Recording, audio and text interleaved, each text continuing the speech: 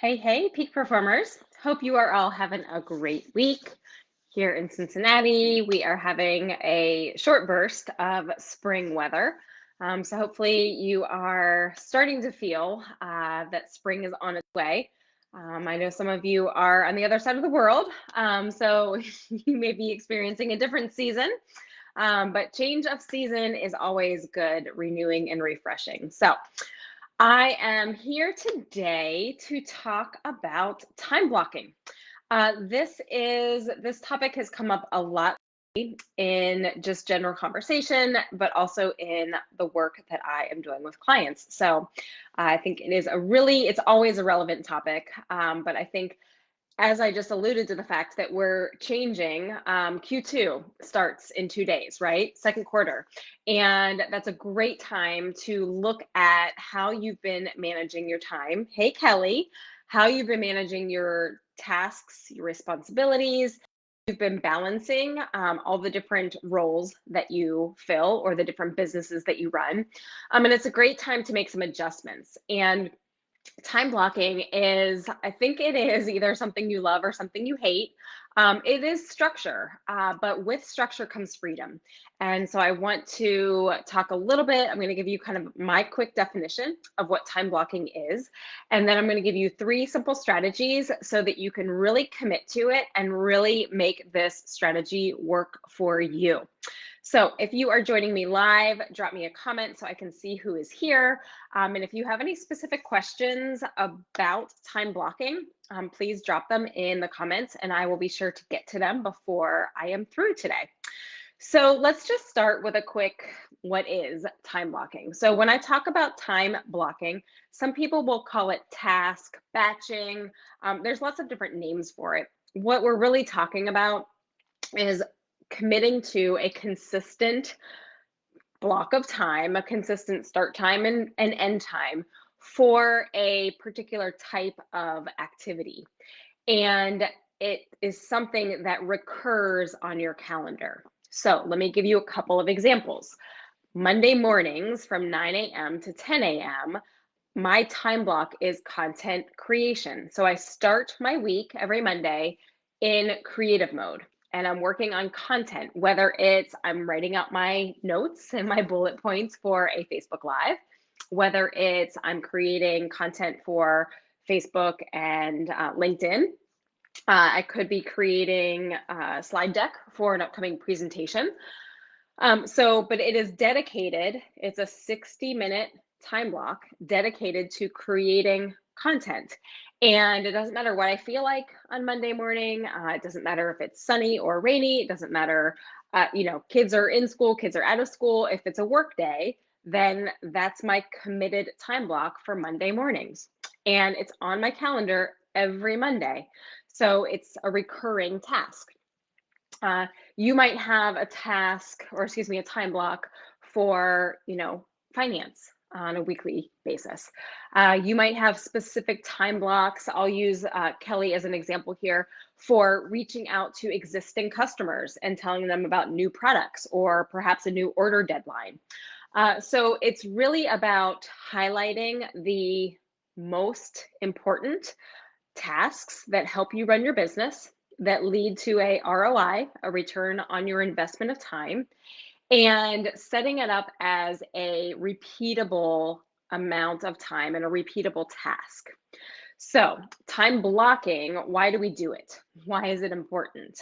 It's important because when we create consistency, that becomes a system or a process in our business.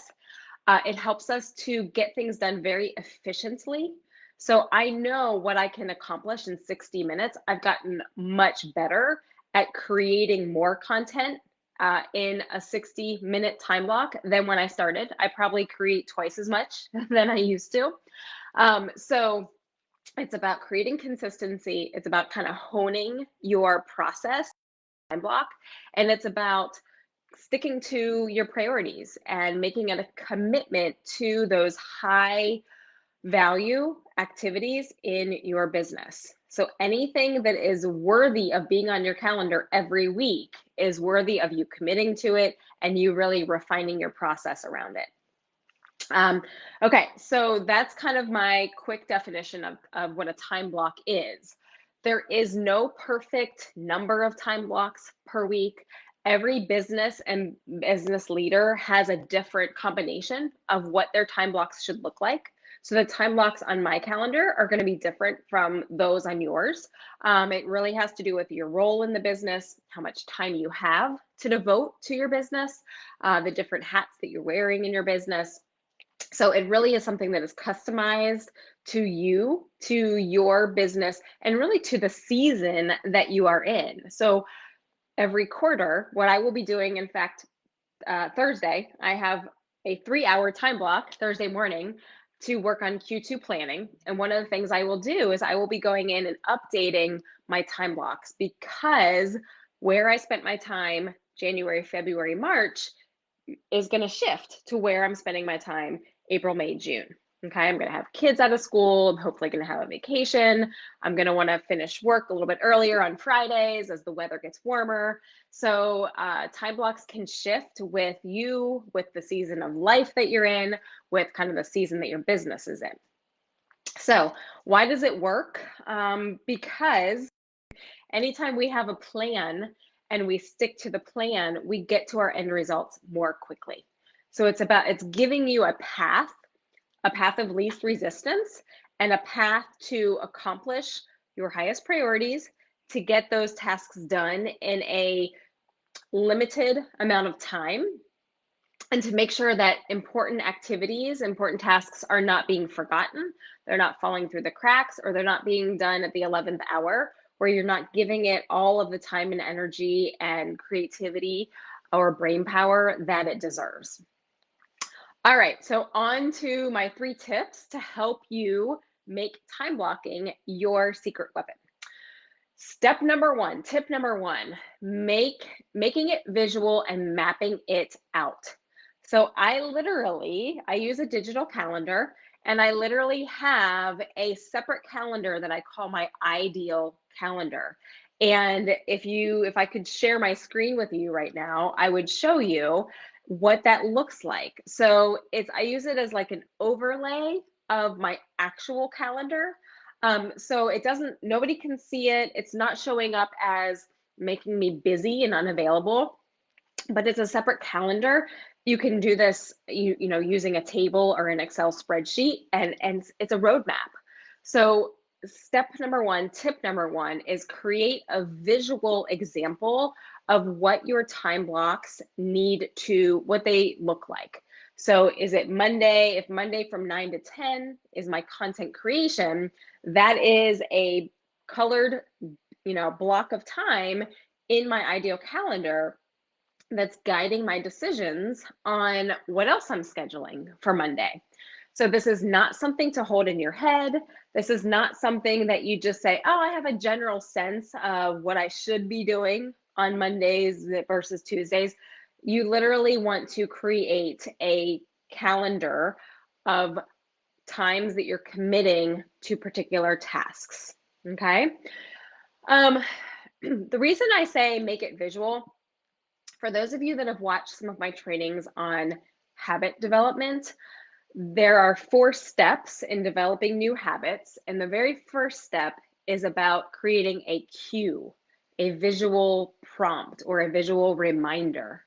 So by having your time blocks on your digital calendar, let's say in a bold color, or maybe you write it into your paper planner every week. Maybe you have created a table or an Excel spreadsheet that shows you where your most important time blocks exist on a calendar. By having that in front of you, that serves as a cue. It's reminding you, hey, you're committed. Your calendar says you are committed to this activity at this time. And the more we have cues, the less we have to rely on our memory, and the more we can rely on these external tools to help us stick with the plan. Now, there's other cues. So I'm going to borrow a page from James Clear here. Visual cues are extremely successful and they work very well. That's why people put sticky notes on their computer monitor. That's why we, write ourselves notes and we, put it near the coffee maker or whatever it may be. Visual cues work really well. You can have time cues. You can, like my Mondays, I know that the very first thing I do every Monday is content creation. I'm always in my office right at or a couple minutes before 9 o'clock. So that's my time cue. Get your workday started, and it's Monday, which means it's content creation time. You can also use some other, so time cue, location can be a cue. So I do write my content and work on it from my desk. I have some clients who have a favorite, chair that they sit in where they feel like they get creative juices. I've had clients who will go to a coffee shop and they kind of need that ambient noise to get into a particular activity. I have some clients, a client who she likes to do her financial time block sitting at her kitchen counter with a glass of her favorite drink and a candle lit. So sometimes your location can be a really good cue for sticking with your time block. And then other people. So this is going to lead us into my second tip, or the second strategy, is creating accountability around your time block. I'm going to use a different example for how you can build accountability or use accountability for sticking to time blocks. So I am a coach inside of a group program, and we have every Friday at 11 a.m. Eastern, we have what's called a power hour. And what that is I open up a Zoom room, and anybody in that group program can join the Zoom at that time.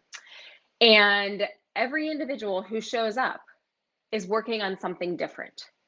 But when you come to the power hour and you have 5 or 6 or 10 other, in this case, women in the Zoom room with you, you have this amazing accountability team sitting in front of you, helping you to stay focused for the next 60 minutes on whatever task you're committing to. So at the beginning of that power hour, everybody in that group turns on their microphone and their camera and says, for the next 60 minutes, I am working on, let's say, prospecting on LinkedIn. Or for the next 60 minutes, I am working on my slide deck for next week's presentation. And it doesn't matter what you're committing to, it doesn't impact the other members of that group. But by sharing with a group of like-minded business owners, here's what I'm committing to, it helps you to focus, to not multitask. It helps you to block out distractions and interruptions, and it really helps you get things done quickly. So this second strategy is, how can you create accountability around these time blocks that you're putting in your calendar? It's great to put it in your calendar, but that's, it's setting an intention. How are you going to execute on it? So if you're a part of a team, maybe what you do is every Wednesday at 1 o'clock, you text each other and you say, I'm sitting down at my desk for the next 90 minutes. I'm working on finding new clients. And again, your goals can be different, your tasks can be different, but just by sharing with another person and saying, hey, this is what I'm committing to. I'm promising to stay at my desk for the next 90 minutes. I'm promising to work on my marketing. I'm promising that I will not get distracted by Facebook or a text message. So creating that accountability with other people helps you stick to the plan. If having your friend hold you accountable is not powerful enough, there are actually some other things you can do to kind of up the ante. So maybe you have a friendly bet and you say, whoever is most consistent this month in checking in during their accountability hours, is the other person's going to buy them dinner. Or maybe you have some sort of, reward that you're going to send each other a box of chocolates as long as you both show up for the accountability time blocks. There are actually apps and websites where you can pay money in And I'll give you a specific example. There's a website or an app called Stick, Stickk, I believe. And it actually, for like psychology wise, it takes advantage of what you call loss aversion. So you commit $10 or $100, whatever it may be, whatever you choose, and you make what they call a commitment contract. And you say, I will spend, it could either be I will spend the next 60 minutes, or by the end of this month, I will finish this project. And if you don't fulfill your commitment, that money immediately goes, and it goes into like charity. Okay, so the money gets used well, but most of us would like to hold on to our money, right? So you're kind of betting on yourself or betting against yourself. So that's an extreme level. I wouldn't necessarily encourage you to start there. But what I want you to take away from this second strategy is don't rely on just yourself to stick to the plan, to get it done, to be disciplined. Use your people, create accountability. I guarantee you that your business partners or your colleagues or fellow friends, that they would benefit from having an accountability partner as well. So think about who would be a great partner, who would give you support, but also would, maybe give you a little grief for not executing.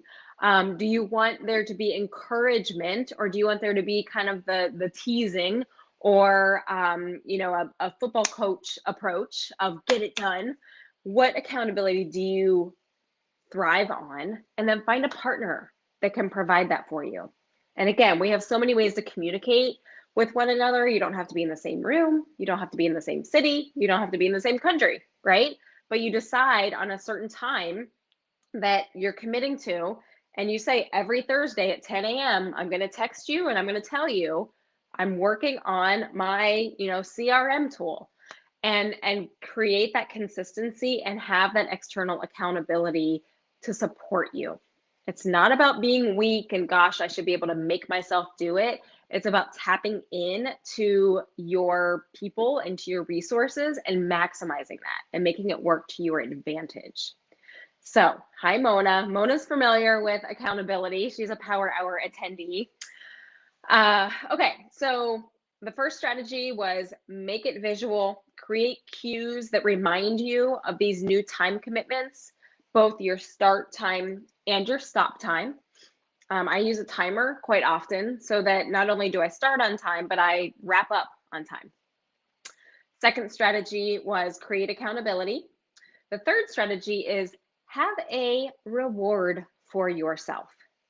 So I'm going to go back to the idea of building a habit. I mentioned there are 4 steps in the loop. The final step is a reward. So if you're trying to make a new commitment to a particular time block or several time blocks, and you are trying to figure out how to provide that encouragement for yourself, come up with a reward. It is not juvenile to need a reward. It is human nature to need a flood of the good hormones in our brain to make us feel good about an accomplishment. So you might, I'll use my previous example. If I complete my content creation time block between 9 and 10 on Monday morning, then I can go down and get a second cup of coffee. Or I can take 5 minutes and go up the street and grab a coffee from the cafe. That would be a really good reward for me. I would love that type of reward. For you, it might be I'll go take my walk. I'll get out of my house. I'll get away from a screen, and I'll go get some fresh air. It could be that, as long as you stuck to your 2 most important time blocks on a Tuesday, that evening you're going to allow yourself to watch an extra 30 minutes of a favorite show, or you're going to take a bubble bath that you normally don't, do on a Tuesday night. So find a way to create a reward. Your brain needs it, and it's critical to developing the consistency of it, the repetition of it. It makes you next week want to repeat the process because your brain remembers, oh, there was a benefit at the end. I was able to do something nice for myself. I rewarded my behavior. So it's really critical that we don't just keep plowing through our to-do lists. And every time we finish something, what we tend to do is we look at what 20 things are still remaining, but we really need to stop and say, hey, good job, me. I stuck to the plan. I executed on the action that I intended to. And going to acknowledge that I was consistent, that I showed up for myself, that I did the hard things, that I, tackled the task that I don't like to spend my time on. So please give yourself permission to reward yourself in some way, small or large. I'm going to give you a bonus strategy because I think this is additionally helpful. And I think particularly because we're living in a society now where there are so many instances where we expect instant gratification. And some of these time blocks in your business are not going to immediately result in a sale or in positive feedback. You might make 20 calls to prospective clients. At the end of that time block, you might have 0 yeses. They may come down, 5 days later or 10 days later or 3 months later. So there's a psychologist by the name of Ari Tuckman, and I don't know what he calls this strategy. I'm going to call it the future me strategy. But I want you to think about, before you step into a time block, before you start working on the task at hand, to take just a quick pause and to remind yourself, what will the short-term benefits be? Maybe there is an instant gratification. Even just I can check the box on the list. That's an instant gratification for a lot of us. But what is the longer term benefit? So to put this into a real life example, this would be like an internal dialogue that I might have with myself on a Monday morning where I'm feeling low energy. I might be dragging. I don't really want to sit down and I don't feel creative. I need to talk myself through it, and I need to say, okay, future Elizabeth will be very glad that you stuck to your Monday morning plan when ... Well, if I work on content on Monday, I'm actually working on the following week's content. I'm a week ahead of myself. So future Elizabeth will be so glad that you worked on the content Monday morning, because that means next week you're still a week ahead of the game, because you will not be doubling up on your responsibilities the following Monday, right? So think about, what is the longer term impact? How is it helping you in the future? Maybe another good example would be, if I finish this proposal now, future self will be so glad because it means I can finish work early today. So maybe it's just a couple hours later that you're going to feel the impact, or maybe it's a couple days later. But don't forget that there are tasks that have a longer turnaround before we get a benefit. And it's really easy to slide into this instant gratification thought pattern that we live in. We post something on Facebook and we think that 5 minutes later, there's going to be 12 likes and 3 comments. We expect that as soon as we, send a message, that we should get a reply right away. We're becoming very wired to expect immediate response and immediate gratification, immediate results. And I mean, in business, that's not the reality, right? So much of what we're doing now, we will not reap the benefits for another 30 days, 60 days, 90 days.